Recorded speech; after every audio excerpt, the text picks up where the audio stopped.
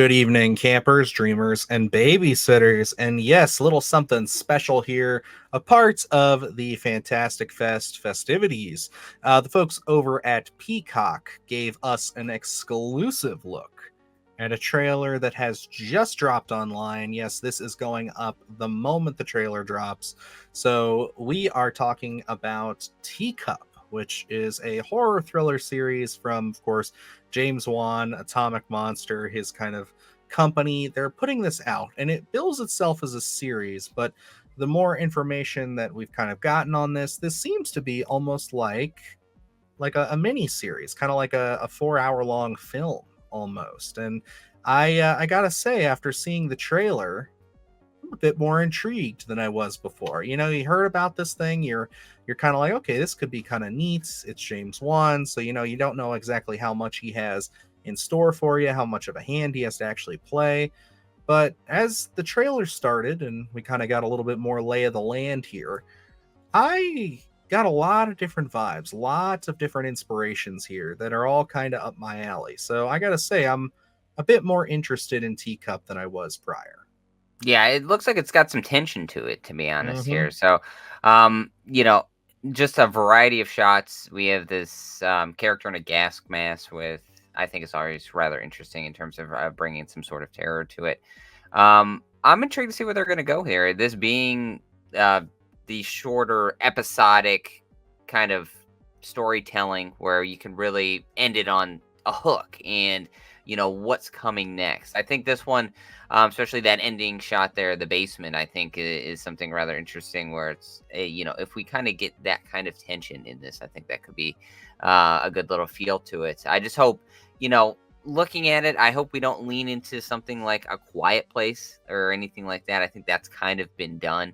So I'm hoping more so we're dealing with it. This doesn't look post-apocalyptic in any sense. It just looks like more so out of the way kind of a farm town or something like that. So I think that does open it up for this kind of confined feeling as well. I think what they're presenting here, while we don't really have a lot of connective tissue, it does pose a lot of questions, a lot of room for James Wan and the gang to bring some terror to this. So I'm intrigued. Oh yeah, and like you had mentioned as we were talking before here, this is based off of a book. So this is something I might end up trying to listen to before these episodes come on. But I think that this does have a really interesting concept, and it almost looks like, as I scoot through the trailer here again to kind of get a more of a sense for what's going on, it looks like it's almost like we have a set of a couple of neighbors here that live on this large piece of property. And this man in the gas mask has kind of marking the ground, creating Yep. some kind of a circle around their property that they are not allowed to cross. Why? Well, it seems like there's something evil that has found itself on their property, and they're not allowed to leave now that they're in its territory. And I think that's super intriguing. And it really gives me some Stephen King vibes. It really gives me some, it's an out there concept that hopefully, if all goes well, they're able to tie it all together nicely and give us something that's compelling and shocking. Because I really enjoy almost that reverse setup. Like you said, it almost seemed post-apocalyptic from the little press material we had gotten before, but this confirming that it's not, it's just some neighbors who are now trapped on their own property. That is very cool. That's an interesting angle. Yeah, I'm just hoping they really do push the boundaries here. We've got some really intriguing films over the past few months, in terms of really pushing those boundaries of what we see visually and just kind of out there concepts. And looking at TV series, I nothing jumps out as we're recording this in my head to say something that's really uniquely pushed the boundaries, at least recently.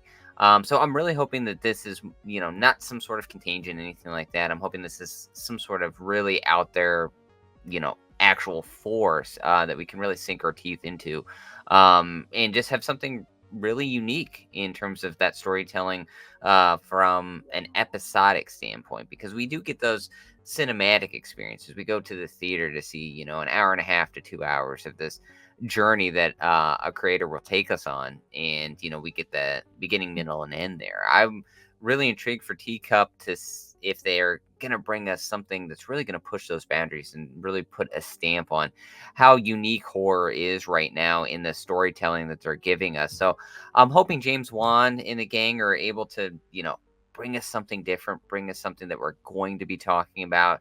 And these being smaller episodes like this, you know, it leaves, like I said, a big hook of, how is this going to end, or, what beat is this, that first episode, that second episode, getting so on and so forth, of how are those going to end. And it does leave some room for storytelling. Again, they are a little bit shorter. So, you kind of really do Mhm. have to, um, cram a lot of stuff in there. I'm not saying that they will, but I don't know what the source material looks like. I'm certainly intrigued to check that out and see how they're going to adapt it and put their own stamp on it.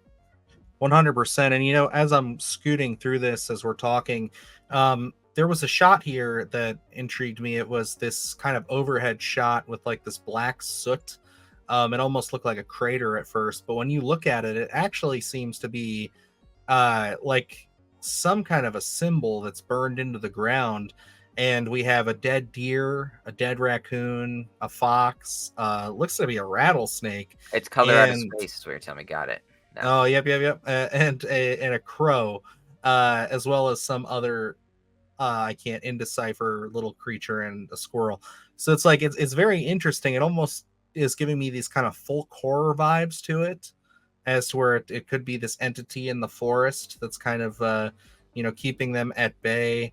There's a little signage here that says "We are not in control." It's spray painted, so clearly we can tell that's from our spray painting guy. And when they do this sequence where they're trying to get this woman not to cross the line, I noticed that the gentleman that they're pulling back, if you look real close, his arm is totally just mulched, like it is roasted. So whatever is going on there is clearly pretty gruesome, pretty awful, and it sounds like it. I appreciate that they leaned into the sound design there instead of really showing off what the horror really was. Yeah, I think it does present some intriguing ideas. Again, we don't know too much about it, but I made the joke about Color Out of Space. But if it is something like that, I think that could be a lot of fun. Really open up a lot of different avenues in terms of if it's a crater and an asteroid, anything like that, or just kind of changing the topography of being a farmer and everything like that. That could be Hmm. rather interesting as well. Um, I'm excited for this one. I think, coming out in October, absolutely the right play here. Really gets you excited. We're always going to the theater to see these bigger films, but to actually be able to watch something like this in the comfort of your own home and just, be able to consume a couple of episodes weekly, working through the month of October and, of course, the Halloween holiday. Um, it's going to be a fun time.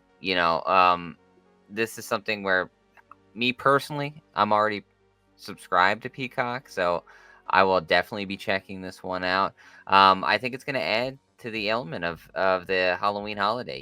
Just being able to turn this on weekly and enjoy it. So I think what we got here, while it's minimal, I think this has sold me on checking this out and seeing what they're going to bring. And I definitely want to check out that source material. So I gotta say they have me hooked here. I will be checking this one out. 100%. And I do like the release structure, actually. I find that very interesting. So it's October 10th is when the first two episodes are going to premiere. As we know, with a lot of the streaming stuff, that's kind of becoming standard is 2 episodes. But they're actually going to be dropping 2 episodes a week. So those last couple weeks of October. So this will wrap up by the end of the month, which is nice and exciting. It will definitely, like Luke said, keep it in that Halloween spirit, keep it in that fall vibes. And I think that's really cool. I like that. It's again, it harkens back to kind of that 2 night event Stephen King miniseries kind of feeling that you get there, where it's just if this catches, it'll be nice to have people be like, "Ooh, did you watch Teacup this week?" You know what I mean? Did you see the last 2 episodes or whatever, whenever they drop, whether it's Sunday or whatever it is. So I think that's super exciting, and I do think this will be a nice little treat. We are slated to, because we're here at the festival, to be getting those first 2 episodes. They're going to be premiering today, so I think they already had it. But we should be getting access to those shortly, so we'll definitely have a review on that. And I've already lined us up for a screener for the rest of the series, so you'll be getting a full review of Teacup if everything goes well from us before the series finishes eventually. So definitely keep it right here with us. And yeah, let us know down below. Does this intrigue you? Are you excited to see James Wan kind of tackle some more television with his producing role and seeing what we can get here? I would love if this sparks a new kind of thing for Atomic Monster to give them a new outlet to tell a little bit longer form storytelling. It'd be exciting. So, alrighty, guys, that's going to wrap us up here. So until next time, I'm Dylan Newell. And I'm Luke Janesco. And remember, stay scared. Do the hard shit, gonna do it live. Cause Splattercast kick it every day they live. Splattercast, slash ass. Splattercast, slash ass. Splattercast, slash ass. Splattercast, slash ass. Splattercast, slash ass. Splattercast, slash ass. Splattercast, slash ass.